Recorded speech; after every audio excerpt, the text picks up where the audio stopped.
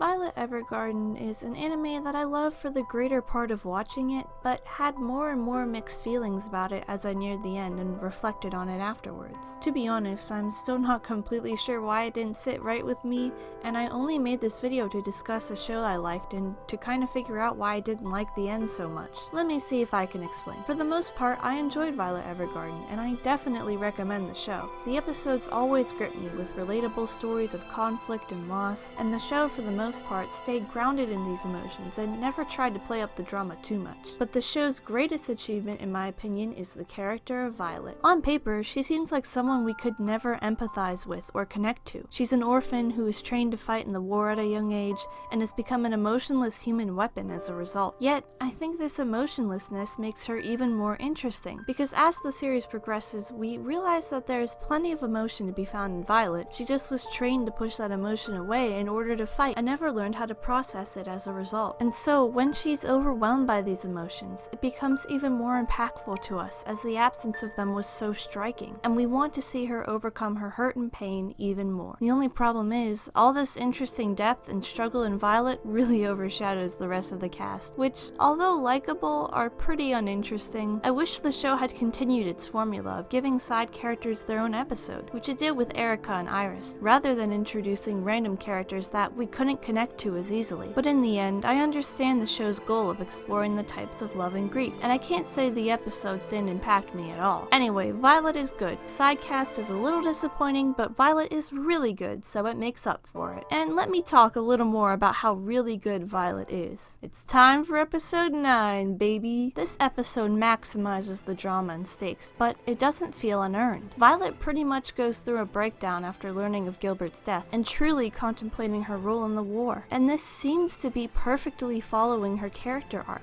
Violet started out as being unable to fully process her emotions. She lived with the idea that Major Gilbert was still alive, even though it wasn't necessarily her fault, as Hodgins was too worried about her to break the news to her, and she didn't even know what I love you meant. But then she became an auto-memories doll and began learning about the types of love and becoming more in tune with her emotions. So obviously, the only natural course of progression here would have Violet confront these emotions and learn how to process them after keeping them hidden so deep inside of her during the war. And in episode 9, she does, and it's heartbreaking for us as the audience to watch since we've already bonded with Violet so much. When Violet is hopeless, when the feeling of grief over Gilbert's death and, more importantly, the feeling of guilt over the many lives she'd taken overwhelms her, she reads a letter from Erica and Iris and remembers that she doesn't have to be defined by the horrors of her past and can instead work to spread love in the present through her job as an auto-memories doll. Violet learns that she can overcome the trauma of her past and finally confronts the guilt that had been building up inside her for so long. So look at this. Beautiful build-up, beautiful revelation, and beautiful ending, showing that Violet has grown past the person she was and can now come into her own emotions. But for some reason, there are more episodes.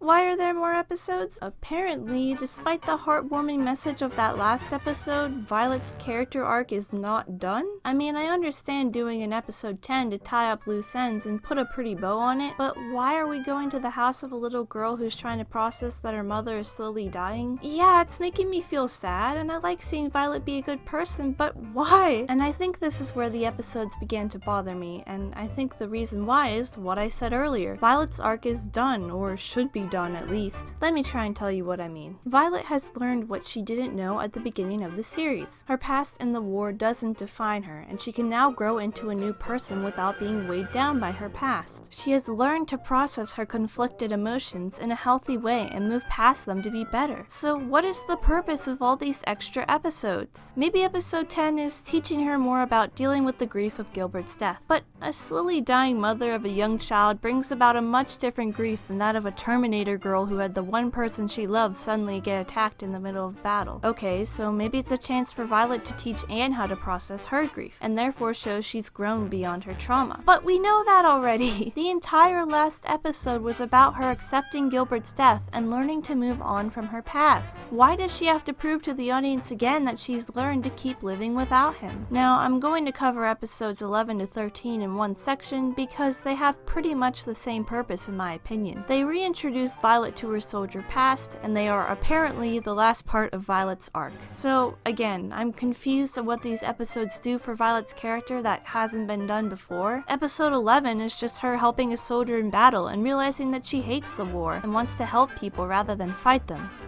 Episode 12 has her correct her violent past by fighting off a group of rebels without killing them, as well as confronting Dietfried, who acts as her guilty conscience over Gilbert's death. Episode 13 has her stop the entire war by knocking out the last of the anarchists, and she processes the grief of Gilbert and the trauma and guilt she carries from her past.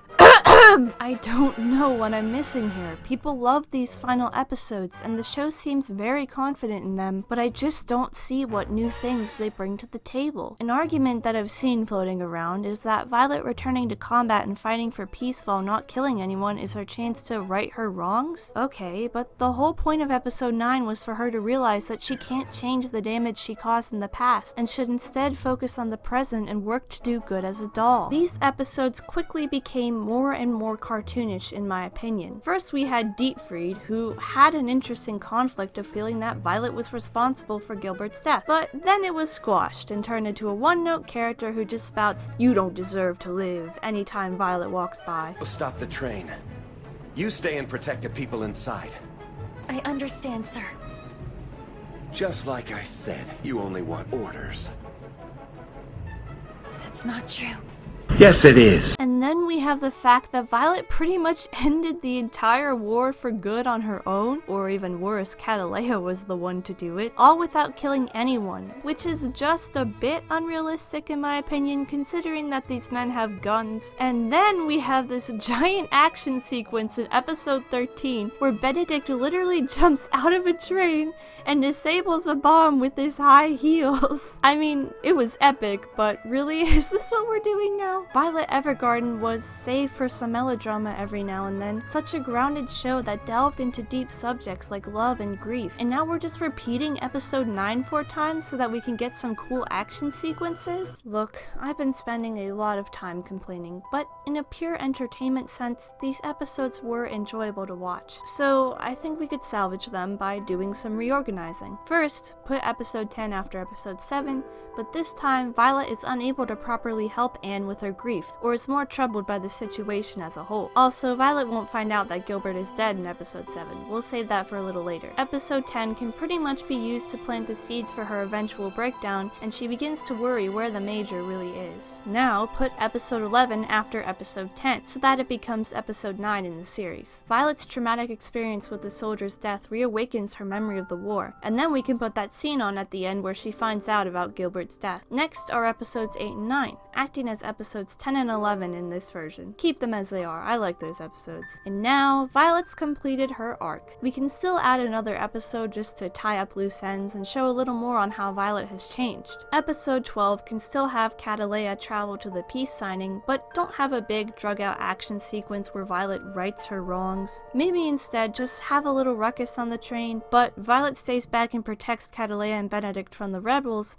rather than going all ninja on them. Then we have the peace signing and the letters, which are still a nice note to end the show on. There, I think I feel better now. I've been talking for a while, but now I think I know why the last episodes of Violet Evergarden bothered me so much. They just feel unnecessary to Violet's arc. Either end the show at episode 9, or try out my reworked version. And I think the show could be improved and not leave a sour taste in your mouth at the end. But of course, I still enjoyed the version of Violet Evergarden that we have, and I really recommend it to anyone who's looking for a good drama to get emotional over. Thank you all for watching, and let me know what you think down below.